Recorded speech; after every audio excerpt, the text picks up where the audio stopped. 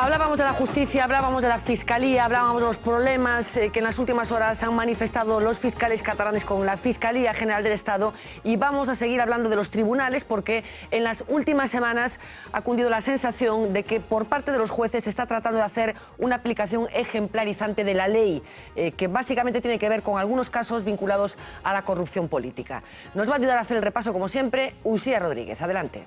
Pues Fernanda, vamos a comenzar con una pregunta. ¿Qué tienen en común Jaume Matas, exministro y expresidente de Baleares, José Luis Núñez, expresidente del Fútbol Club Barcelona, y la tonadillera Isabel Pantoja? A primera vista muy pocas cosas, pero hay algo que los ha unido: la justicia ejemplarizante.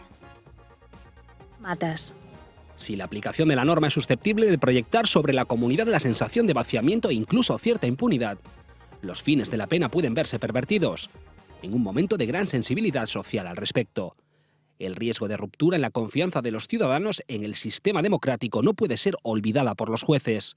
José Luis Núñez Clemente. Se resalta la prevalencia del interés público en la pronta ejecución de una sentencia que es firme y que debe ejecutarse cuanto antes. Se trató de conductas objetivamente graves, con importante trascendencia institucional y con indudable reproche social. Isabel Pantoja. Lo que pretende la Sala es que la pena de prisión cumpla su función de servir de freno a posibles conductas futuras de análoga naturaleza por parte de otras personas, que interiorizarán así su deber ciudadano de adecuar su conducta a las normas jurídicas, teniendo por tanto un carácter ejemplar, que no ejemplarizante. Son 3 autos de 3 jueces distintos en 3 casos también diferentes, pero que tienen como trasfondo la corrupción y el carácter público de los personajes en cuestión.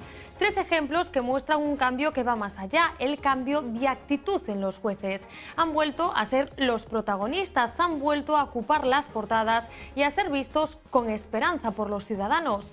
Hoy nos preguntamos dónde está la delgada línea roja entre jueces y justicieros. Hablamos de ladrones de guante blanco en un momento en el que la corrupción es el segundo problema, solo después del paro, que más preocupa a los ciudadanos. En un momento en el que parece que hay que demostrar más que nunca que la justicia es igual para todos. El Código Penal recoge la suspensión de condena, una potestad que no una obligación que tienen los jueces. Los jueces o tribunales podrán dejar en suspenso la ejecución de las penas privativas de libertad no superiores a 2 años mediante resolución motivada. En dicha resolución se atenderá fundamentalmente a la peligrosidad criminal del sujeto, así como a la existencia de otros procedimientos penales contra éste. Serán condiciones necesarias para dejar en suspenso la ejecución de la pena las siguientes. Primero, que el condenado haya delinquido por primera vez. Segundo, que la pena o penas impuestas no sea superior a 2 años. Tercero, que se hayan satisfecho las responsabilidades civiles que se hubieran originado. Vamos a coger como ejemplo 3 casos en los que se podía haber aplicado esa suspensión de condena, pero en los que no se ha hecho. Primero, Jaume Matas. Ayer mismo, un duro auto del juez Florencio de Marcos revocaba el 3er grado que se le había concedido. Se basa en 2 argumentos. Primero, el riesgo de ruptura de la confianza de los ciudadanos en el Estado de Derecho, y segundo, en que no hay reeducación en el preso. No ha mostrado ningún viso de arrepentimiento. El expresidente balear ingresó en prisión para cumplir una pena de 9 meses por tráfico de influencias. Después de haber cumplido 3 meses, se le concedió el 3er grado, ahora revocado. Características del tipo delictivo por el que el señor Matas fue condenado: tráfico de influencias. La pena, en este caso, tiene como misión, fundamentalmente, una finalidad retributiva y ejemplarizante. Vamos a pasar ahora al caso 2, el del expresidente del Barcelona y su hijo, que este domingo ingresaban en prisión 15 años después de que se iniciara el proceso y tras pagar 1,5 millones de euros de multa. Ambos están condenados a 2 años y 2 meses de cárcel por un delito de cohecho. Los 83 años y el delicado estado de salud de José Luis Núñez no lo han librado de la celda, a pesar de su recurso de súplica y de su petición de indulto al gobierno. Aquí también ha tenido su peso el interés público y la actitud de los condenados. No han dado la menor muestra de arrepentimiento o contrición. Y caso número 3, Isabel Pantoja, que aún ha entrado en prisión pero que no tardará en hacerlo. Su condena, 2 años por blanquear dinero del que fue su pareja, el exalcalde de Marbella, Julián Muñoz. Hace 1 año y medio escuchó su sentencia. Sus propios abogados daban por hecho que su destino no sería la celda. Había sido condenada a 2 años y no tenía antecedentes penales, 2 requisitos que suelen o solían equivaler a libertad. La campaña lanzada en las redes sociales por los allegados de Pantoja lleva por título precisamente Justicia ejemplarizante o cabeza de turco. Al igual que en los otros 2 casos, Pantoja, según la Fiscalía, ni en el juicio ni después da la más mínima muestra de error o arrepentimiento. Y a la espera, Fernanda, de lo que pase con la infanta, hoy nos preguntamos si algo está cambiando en la justicia. Pues gracias, José Luis. ¿Estás de acuerdo con esta actitud que parece que de una forma bastante generalizada están adoptando los jueces en el sentido de llevar hasta el límite la aplicación de la ley cuando se trata de meter en la cárcel a políticos? Y no lo estoy por varios motivos. En primer lugar, porque yo creo que la gravedad de un delito los jueces solo lo pueden medir en la sentencia. Y por tanto, un delito de 9 meses es un delito de 9 meses. Y si fuese un delito más grave, pues tendría 14 meses, 28 o 72 años. Pero no se puede decir que le pongo 9 meses y luego digo que a mí me parece que el delito es gravísimo. Eso no lo puede decir un jurista y menos lo puede decir una persona que está dedicada a la aplicación del derecho. Y por tanto, primera cuestión, el delito de Matas, por poner un ejemplo, es de 9 meses. Lo segundo es que yo creo que no se puede quebrar sin advertirlo un uso generalizado en España que ha aplicado siempre a la primera condena por debajo de 2 años el no ingreso en la cárcel. Bueno, en el caso de Matas es exagerado, porque evidentemente con 9 meses, y además estamos discutiendo la nada, porque quiere decir que ya está terminando la condena, y por tanto estamos discutiendo simplemente... Estamos discutiendo el simbolismo de lo que está pasando. Estamos discutiendo el darle a la gente comida, que es un tema distinto de lo que es la justicia, ¿no? Y luego, el tercer elemento, el caso de Núñez me parece exactamente igual. Con 2 años, primer delito, y 83 años, en España no se entra en la cárcel. Y los están metiendo porque en este momento han encontrado el tótem de la justicia ejemplar, que vale para todo, ¿verdad? Vale para no y vale para sí. En estos casos han cogido el sí y ya está. El caso de Jaume Matas, además, es enormemente problemático, porque, primero, es un delito bastante raro el que ha cometido, ¿verdad? Muy poca gente explica exactamente qué es lo que ha hecho. Bueno, es uno de los primeros Sí. Y segundo, porque a Jaume Matas van a tener delitos y años y causas y tal para meterlo 25 o 30 años en la cárcel. Y por tanto, no hay ninguna necesidad de forzar este asunto de tal manera que se acabe dando a entender que la justicia española es, según le parezca al juez, en unos casos... Por hablar en plata, ¿tú crees que son más justicieros que jueces? A ver, en estos casos sí. Carlos, tú? A ver, é que eu creo que temos que poñer as cousas en contexto. Jaume Matas, hai que lembrar que o Tribunal Supremo, por certo, a mesma semana que sobreseeu provisionalmente, verdade, a imputación de Pepe Blanco, non? Rebaixoulle sustancialmente a pena, pero que máis? Non só lle rebaixou sustancialmente a pena 9 meses, é que lle eliminou a condena que tiña por outro delito que era malversación. Por tanto, Jaume Matas vai votar 9 meses na cadea, se que chega a votalos, non? Porque di o xuíz de vigilancia penitenciaria, pero que ademais o eliminar a condena por malversación non vai ter realmente que indemnizar, non ten que pagar. Parece que hai un cambio na xustiza en xeral. Ti concordas con eso? Crees que sí que hai que ser tan estrictos? Vamos a ver, eu que creo que hai que ser xustos. E até o de agora, en materia de corrupción, había moita xente imputada, moita menos xulgada e, desde logo, moi poucas con condenas de corrupción na cadea. Entón, que a xustiza seña xusta, seña áxil, seña rápida e que dicte sentencias que se cumpran, a mí pareceme ben. Que sucede? Que hoxe mesmo tivemos outra noticia, porque claro, a xustiza depende. Que o soldado Segura, este que denunciou a corrupción no exército, parece que está preso e incomunicado. A mí isto sí que me preocupa, non me preocupa Pantoja, a mí preocúpame que nun chamado Estado de Dereito se poden facer estas cousas. A ver, Ernesto. Por un libro que es absolutamente, vamos, pues es de risa. Está incomunicado, non puido nin falar cos pais. No, xa sei, pero é un libro que é de risa, porque o que denuncia son cousas de xoguete, vamos, de xogos infantiles. Corrupción. Sí, sí, é certo, sí, pero a corrupción que vimos todos e que ven de moi longe, é dicir, que non era ahora o momento. A lo que íbamos. O sea, yo creo que lo dicen los autos de los jueces, que hay una mayor sensibilidad social y entonces ellos aplican probablemente la legislación y en su medida. Pero yo creo que estos tres casos no son representativos y además yo creo también que nosotros estamos mucho más pendientes de lo que estábamos, por ejemplo, pues hace 10 años, ¿no? Es decir, que ahora estamos también mucho más encima de todo este tipo de cuestiones. Pero yo creo que son tres casos que no son muy representativos, José Luis. Vamos a ver, Matas tiene, como tú dices, 24 delitos encima y va a volver 45... presuntos delitos. Presuntos delitos. Mira, Isabel Pantoja, que parece que igual que ocurrió con Lola Flores y con otra gente, si quiere tomar como modelo.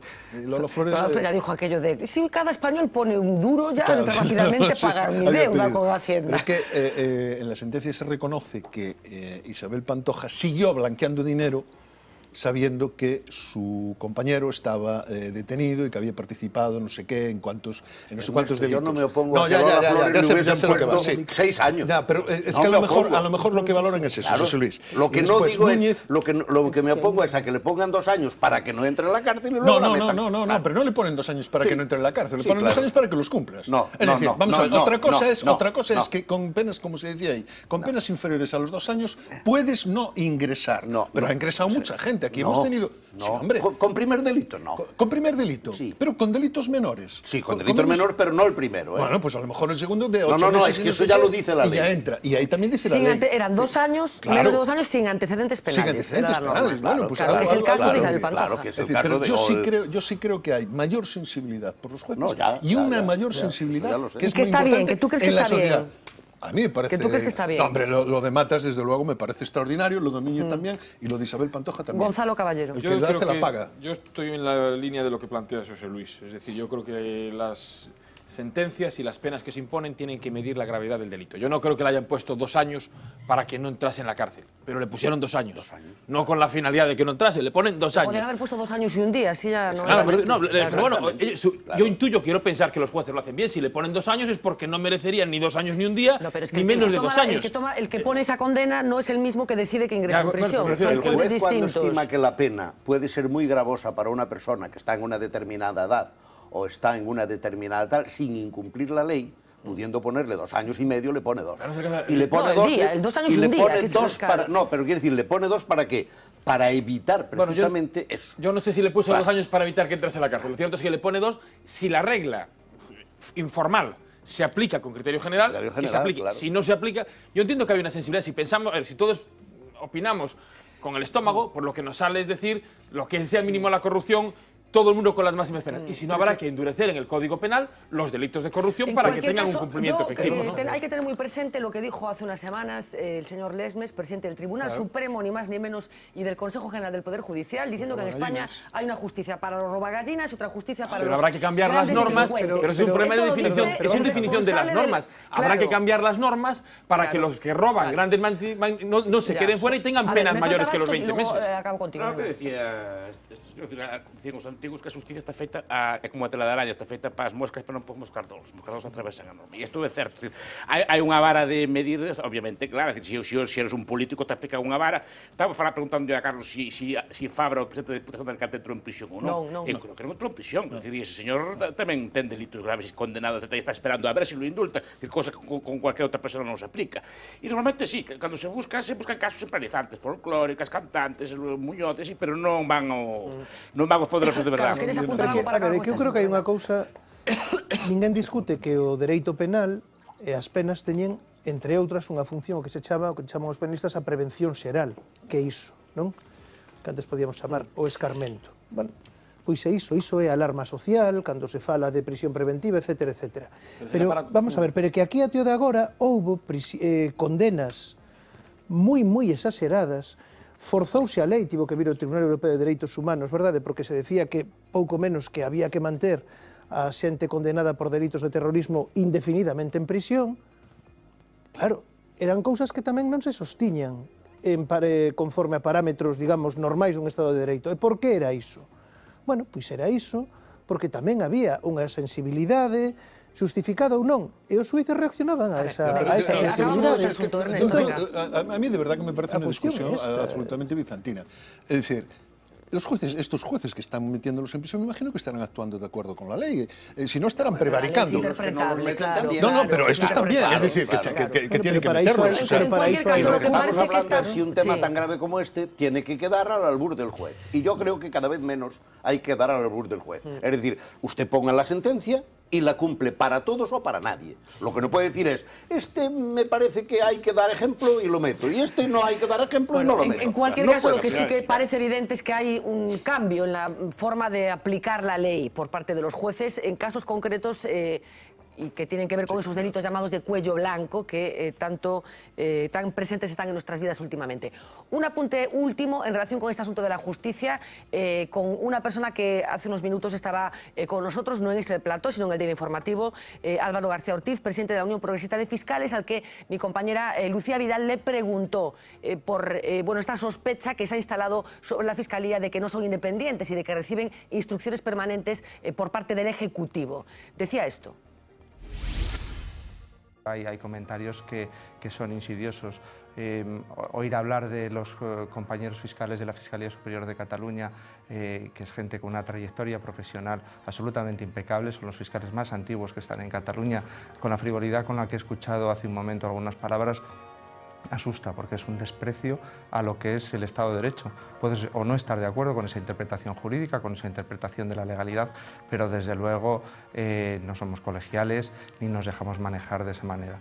Solo hay una fiscalía en todo el Estado español, no hay dos bandos, no hay dos fiscalías. Y lo que se ha producido es un conflicto interno espectacular, porque no se había producido nunca y porque supone la oposición a una orden del fiscal general del Estado. Pero esto está en el propio estatuto. Él ha recibido muchísimas presiones en el sentido de recibir todas las presiones del mundo porque no hay más que leer los medios de comunicación para saber lo que se está diciendo y no diciendo de él como profesional, como fiscal y como persona incluso. Ese tipo de presiones sí. Pero presiones directas de la Fiscalía General o del Gobierno me consta que no, porque se lo he preguntado directamente y me ha dicho que no. Hemos avanzado, hay un reconocimiento social, parece que hay un buen caldo de cultivo para que todos estos instrumentos se pongan en marcha de una vez por todas, que no haya tibieza con la corrupción. Bueno, pues debemos pedir esto. Debemos pedirlo en Galicia, porque en Galicia no tenemos Fiscalía Anticorrupción, por ejemplo. Es algo que no se sabe. Pues no hay fiscales anticorrupción. Debemos pedir equipos conjuntos, debemos pedir medios, debemos pedir poder trabajar con Policía Judicial propia, con técnicos de Hacienda, con interventores del Estado. Una forma de organizarnos mejor. Y esa forma de organizarnos, sin duda, empieza por una ley de enjuiciamiento criminal nueva. Porque la que tenemos no vale. La que tenemos es un mal instrumento, es una mala herramienta para atajar estos fenómenos de delincuencia compleja entre los que está la corrupción, y la necesitamos. Bueno, pues peticiones y posicionamientos muy explícitos y muy concretos de Álvaro García Ortiz, presidente de la Unión Progresista de Fiscales aquí en Galicia. Vamos a pasar página. Queríamos detenernos un poco en el proceso que está viviendo una organización política que fue fundamental durante la transición. Lo hablábamos antes con el profesor Meilán Gil. Estamos hablando de Izquierda Unida, la heredera del Partido Comunista, y de esa despedida que se producía el pasado fin de semana. Cayo Lara, en estos momentos coordinador general de Izquierda Unida, que anunciaba que da un paso atrás y que no se presentará a las primarias de esta organización que está siendo literalmente abducida, digamos, por Podemos. Ahora es difícil continuar, ¿no? Como dijo Miguel Hernández, soy de los que piensan también que el tiempo se seguirá poniendo amarillo sobre nuestra fotografía, la fotografía de esta organización.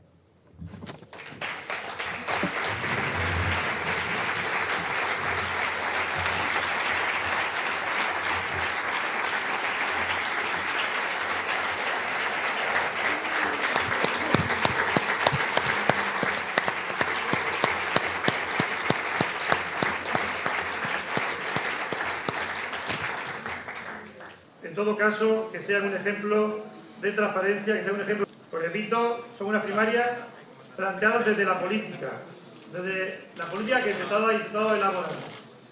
En ese sentido, yo no voy a permitirme irme de la tribuna sin saludar a Cayo, porque evidentemente hoy aquí ha dado un ejemplo. Bueno, es probablemente muchos análisis psicológicos que hacer de esta escena, cuál era la actitud un poco de los nuevos cachorros de Izquierda Unida, incluida Tania Sánchez, a la que veíamos ahora, el propio Alberto Garzón, que trataba de acariñar a Cayo Lara con bastante poco éxito, esa emoción del todavía coordinador general de Izquierda Unida y la evidencia de que hay dos sensibilidades en estos momentos en una organización a la que no le ha ido precisamente bien, desde que en el año 1978 se aprobó esa Constitución de la que hablábamos. Una peripecia de inconstancias que arranca desde el principio, pero que parece que llega a un punto muy concreto ahora, con esa irrupción estrepitosa de Podemos, que parece que podría devorar a Izquierda Unida. Cayo Lara se iba entre lágrimas. A su lado, su previsible heredero, Alberto Garzón, le presta consuelo, el brazo sobre el hombro al que Lara no responde. Tampoco parece atender demasiado a sus comentarios. La cara larga contrasta con la sonrisa de uno de los principales apoyos de Garzón, la diputada en Madrid, Tania Sánchez. Habían ganado el pulso y despejado el camino. La esperanza, no solamente de la izquierda, sino de un movimiento mucho más amplio que intente cambiar esta situación de podredumbre. Lejos queda la fundación del Partido Comunista de España en 1920, una intrépida resistencia en el franquismo y una transición en la que el PC fue protagonista. El Ministerio de la Gobernación han confirmado que el Partido Comunista de España ha quedado legalizado. Era Sábado Santo de 1977. Con su legalización, el partido de Carrillo alcanzó los 200.000 militantes. Hoy, integrado en Izquierda Unida, apenas le quedan 12.000. Los comunistas prestaron lealtad al gobierno de Suárez, firmaron la Constitución, renunciaron para ello a la República, a la bandera y hasta su discurso leninista. Al lado de la bandera de nuestro partido, que sigue y seguirá siendo roja. Las divisiones internas entre carrillistas, renovadores y prosoviéticos le pasaron factura. De los 23 diputados de 1979 a los 4 de la debacle de 1982. El PSOE de González y Guerra les había pasado por encima. En 1986 su nuevo líder, Gerardo Iglesias, promueve la plataforma electoral Izquierda Unida, que llevaría hasta su apogeo Julián Guita. Sobre mí se hizo una presión tremenda. A mí me destrozaron psíquicamente. A mí me traen aquí mandando telegramas falsos de agrupaciones falsas, diciendo que yo era la única esperanza que tenía el Partido Comunista de España. Gentes que en su inmensa mayoría creían que yo iba a venir aquí a acabar con el PC. Anguita logra en 1996 21 diputados, el techo de Izquierda Unida. La percepción de una pinza con el PP volvía a pasarle factura. Izquierda Unida, ya con Francisco Frutos, tras un relevo lleno otra vez de guerras intestinas, cae en el 2000 de los 21 diputados a los 8. Esa sensación de pinza había llevado a Frutos a firmar un pacto preelectoral de investidura con el PSOE, que sus bases nunca entendieron. Cuando vayas a votar, tenlo claro. Llamazares sería candidato en 2004 y 2008, y en las últimas generales que gana Zapatero casi es borrada del mapa, tras haber apoyado su gobierno. Se queda con 2 diputados, con la caída del PSOE y Cayo Lara al frente. Mejora, pero sigue lejos de sus datos históricos. Queremos alianzas, pero no vamos a pedir alianzas con sumisión. La dignidad no la va a perder una fuerza política. Lara se aferra a las siglas ante el huracán provocado por la formación de un Pablo Iglesias, que también había apostado por Alberto Garzón para destronar a Cayo Lara. No tendría ningún problema en decirle a Cayo Lara de que Cayo estará de acuerdo conmigo, que sería mejor candidato que tú, Alberto. ¿Hacia dónde camina ahora Izquierda Unida? A otras fuerzas políticas yo jamás me he dirigido a intentar quitarle un cuadro. Es un principio. Si se puede producir, la tentación puede estar por ahí. ¿Será un camino en solitario o quedarán sus siglas diluidas en Podemos? Bueno, pues la peripecia histórica del Partido Comunista de Izquierda Unida, ¿qué le pasa a Izquierda Unida? ¿Por qué no han sido capaces de conectar históricamente con su potencial electorado? Con paradojas como la que incluso acontece ahora, ayer lo reconocía Manuel Lago, que buena parte del programa de Podemos, que tanto está seduciendo a tanta gente, está copiado literalmente de Izquierda Unida. Hay una parte de mucha injusticia en lo que se está diciendo estos días, y es que Izquierda Unida está en crisis por culpa de Podemos. No tiene nada que ver Podemos en esto. Podemos es el cesto en el que caen las peras, pero las peras no caen porque esté el cesto debajo, sino porque alguien está baneando el árbol, ¿verdad? Y por tanto, ese es el problema. A ver, mi entusiasmo por Cayo Lara es perfectísimamente descriptible en lo que digo y en lo que escribo. No porque él me parezca mejor o peor persona o porque yo tenga más o menos simpatía con él, sino porque yo creo que él se ha introducido en una vía de gestión del partido que es una especie de totum revolutum en el que se ha acercado peligrosísimamente lo decía Fraga de las mariposas que van a la vela, ¿verdad? Se ha acercado peligrosísimamente a un modelo de populismo político y, por tanto, de desorganización estructural del partido tremendamente grave, que ha perdido identidad. Y, por tanto, solo faltaba que viniese una alternativa para el proceso para que eso se produjese. Yo creo que Izquierda Unida hace mucho tiempo que está en esta trayectoria. Alguna circunstancia de máxima, de pico. Pero es que siempre aparece alguien que pone el cesto debajo, porque ya les pasó en el 82. Claro. ¿Por qué en el 82 el PSOE, Felipe González convence y el Partido Comunista, que era el que se lo había currado? Porque Felipe González toma una posición muy clara en relación con las posiciones mayoritarias de la sociedad española. Tiene que dimitir, tiene que marcharse, tiene que disolver el modelo marxista y tiene que hacer una apuesta clara, clarísima, por un modelo económico y por un modelo político. Y ellos no lo hacen. Y, por tanto, el conjunto de la sociedad española, que se mueve en un área muy centrada y en un área muy, como diría yo, pero como muy clara en cuanto a las posiciones sobre los aspectos fundamentales del sistema, pues se va de todo eso. Claro. ¿Tú cómo lo ves, Miguel? É un suicidio. Primeiro, que eu sepa, Izquierda Unida levou o mellor resultado que Podemos nas eleccións europeas. Estánse rendindo sin luita. É dicir, e xa anda por perdido todo o terreno, é dicir, Podemos subiu, pero tamén subiu moito relativamente, non é o que esperaban, pero subiu así. Está habendo un suicidio interno no sentido de que hai unha ambición interna, sobre todo de Garzón e de Tania Sánchez, así, por botar abaixo a bella dirección. Pero botaron abaixo o Willy Meyer, supoño que con filtracións, están habendo moito interno, pero que ademais é para nada. É dicir, Izquierda Unida, Podemos non lle aporta nada, quítalle.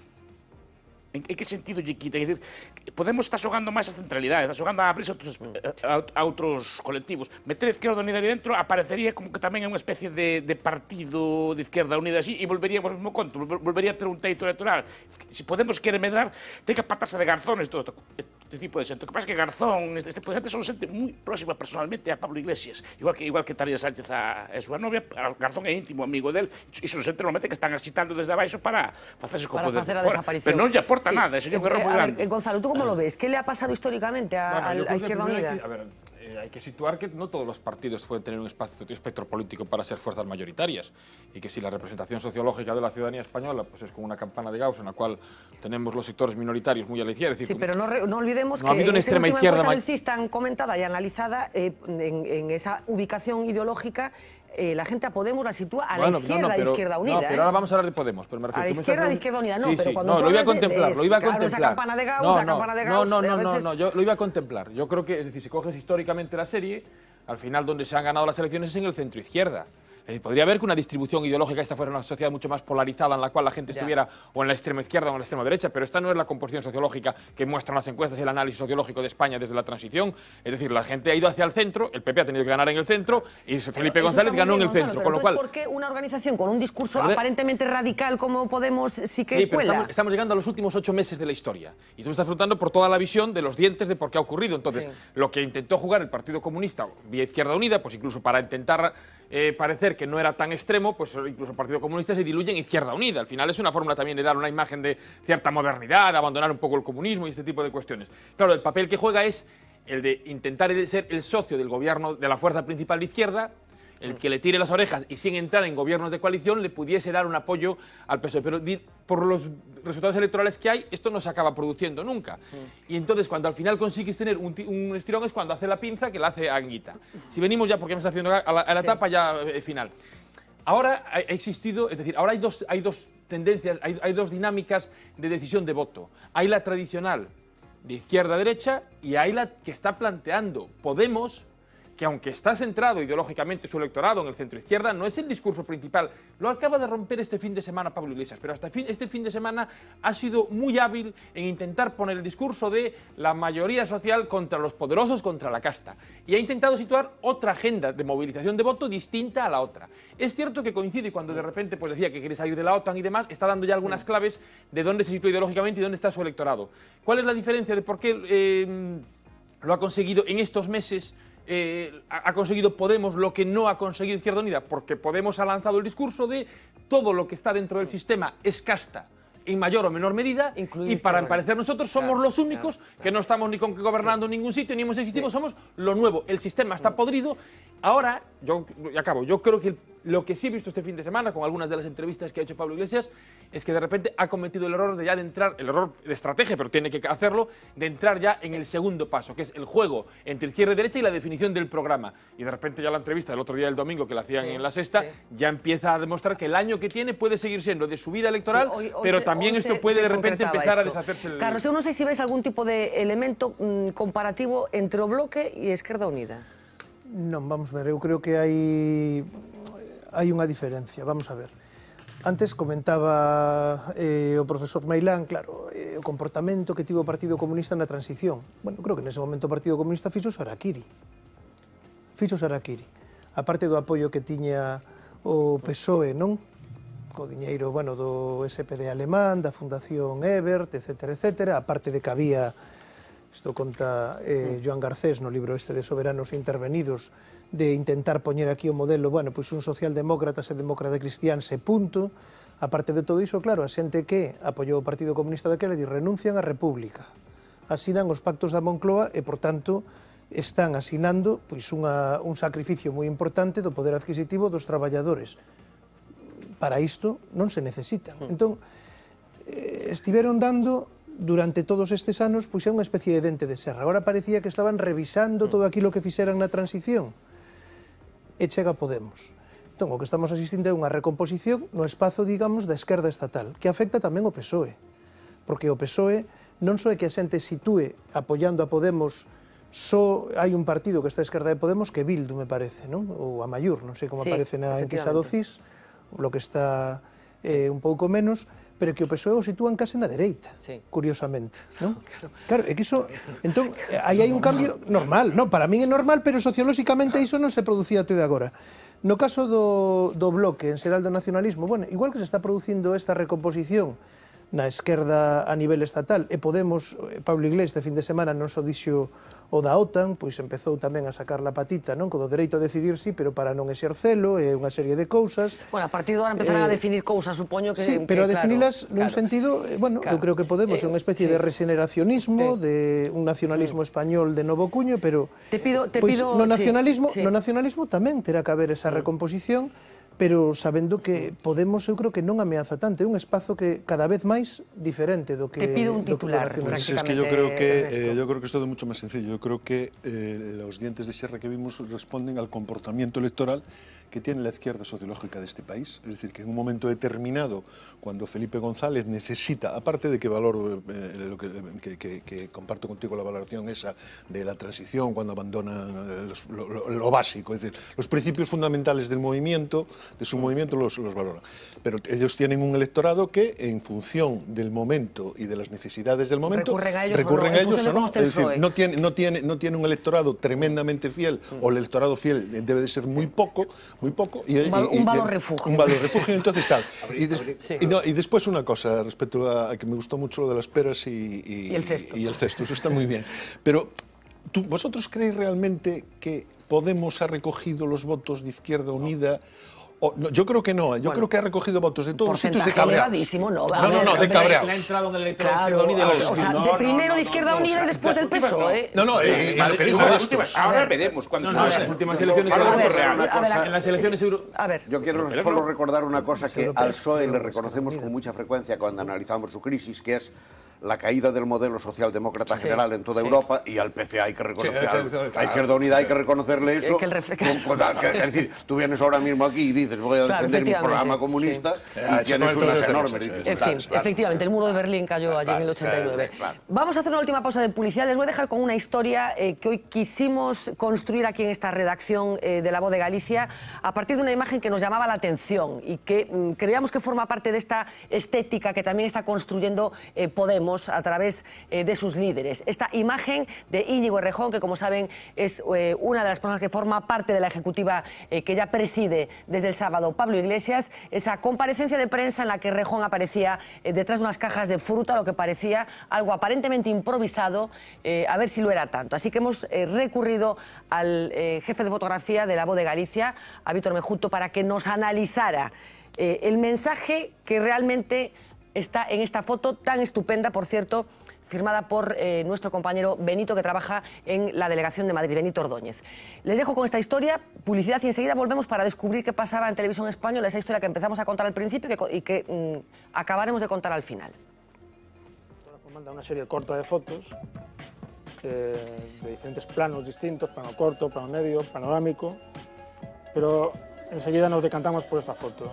La vimos a la vez Quino Novoa, jefe de Nacional, y yo, porque nos parecía una foto simpática, ¿no? Nos parecía la foto de un joven bolchevique cibernético, un bolchevique 2.0. De hecho, en la redacción todos pensamos, se abrió un debate de si la escenografía de la foto era intencionada o no. Y puedes comprobar que no es intencionada, puesto que Podemos solo se ocupa del atril. El resto son los cables de las televisiones y los apliques de detrás, ¿no? Pero el conjunto le da un acabado futurista, como de Metrópoli, ¿no? De Friedland, una cosa así, un líder del futuro. Transmite precariedad a la vez que transmite otras cosas, ¿no? Parece ese gran líder porque está hecha desde un contrapicado, con lo cual el personaje parece aupado. En los otros dos periódicos en los que podemos ver la foto, prácticamente hicieron un plano frontal sin percatarse, como Benito Ordóñez, el fotógrafo de Madrid que hizo la foto, del resto de los cables. El resto de los cables proporcionan más ruido a la foto y digamos que de alguna forma simboliza ese convulso magma de ideas de Podemos. De hecho, Benito Ordóñez hizo una cosa muy interesante que hacen los buenos fotógrafos, que es que una vez elegido el encuadre, no lo dejó ahí, sino que esperó a que el personaje que sale en la foto hiciese la expresión más adecuada para la foto. Entonces podemos apreciar que el braceo de Rejón de una forma dialoga con los dos apliques metálicos que están al fondo, ¿no? Por eso yo creo que la foto de Benito es perfecta.